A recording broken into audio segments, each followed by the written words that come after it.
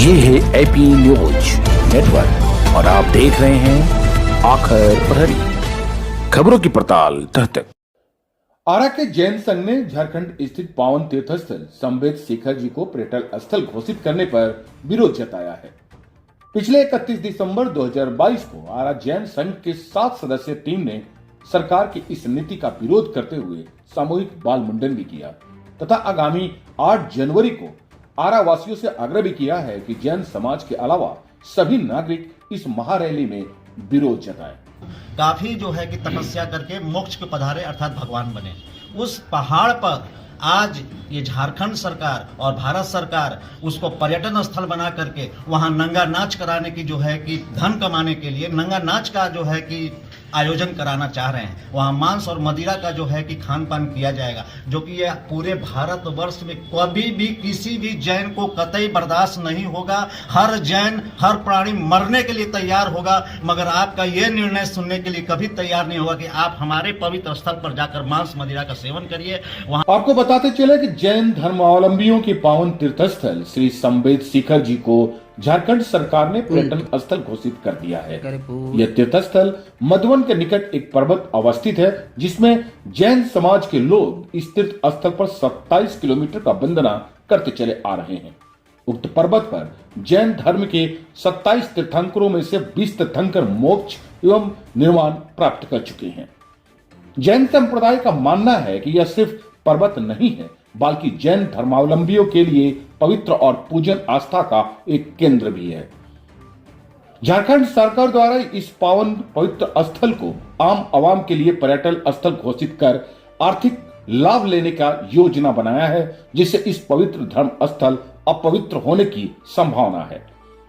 इसका विरोध न सिर्फ देश बल्कि विदेशों में जैन संप्रदाय के लोग विरोध करते चले आ रहे हैं। जैन समाज का कहना है कि हम लोग अति अल्पसंख्यक हैं तथा सभी धर्म के प्रति आस्था रखते हैं। अगर झारखंड सरकार हमारी बात नहीं मानती तो हमारे सभी प्रतिष्ठान तथा हम लोग धर्मावलंबी धर्मशाला, अस्पताल तथा देश निर्माण एवं समाज निर्माण में योगदान कर रहे सभी आर्थिक मदद बंद कर देंगे।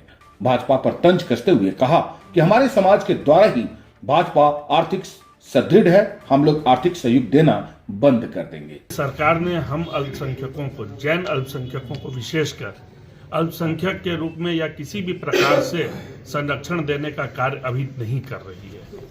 उन्हें यह स्पष्ट लगता है कि हम अहिंसक समाज हैं, तो हम किसी प्रकार का कोई हल्ला हंगामा कभी नहीं कर सकते हैं। संवेदनाओं को आप तक, पब्लिक तक और शासन प्रशासन तक पहुंचाने के लिए सड़कों पर जुलूस निकाल सकते हैं, हम अपने प्रतिष्ठानों को बंद कर सकते हैं और विभिन्न प्रकार से जन सहयोगी कार्य जो हमारे होते रहे हैं, जैसे हमारे धर्मशालाएं हैं, हमारे हॉस्पिटल्स हैं, हमारे विद्यालय हैं, जो दातव्य हैं, हम उनके काम में भी बाधा ला सकते हैं कि हम जो समाज के लिए करते रहे हैं, हो सकता है कि हमारे आने वाली पीढ़ी, जो युवा पीढ़ी है, वो देखेगी कि हमारे साथ दमनकारी नीति अपनाई जा रही है, तो वो इन मार्गों को छोड़कर और एक जनरल पब्लिक की तरह अपना जीवन यापन शुरू कर दे।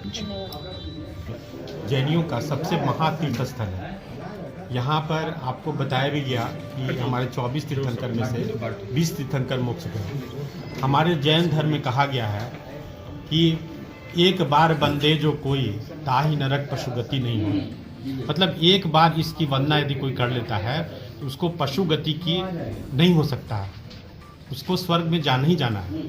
पूरे विश्व में जितने भी धर्म, जैन धर्म वाले लोग हैं, वो लोग एक बार इसकी वंदना जरूर करना चाहते हैं। और ऐसे महातीर्थ स्थल, पवित्र तीर्थ स्थल को पर्यटन स्थल घोषित करने की सरकार जो मंशा बनाई हुई है, मैं आपको बताना चाहता हूँ कि हम लोग जब वंदना करने जाते हैं तो वहाँ नंगे पाँव जाते हैं और वहाँ पर मांस, मदिरा और जूते चप्पल लेकर के लोग जा रहे हैं और उसको पर्यटन स्थल घोषित किया गया। पर्यटन स्थल का मतलब क्या है?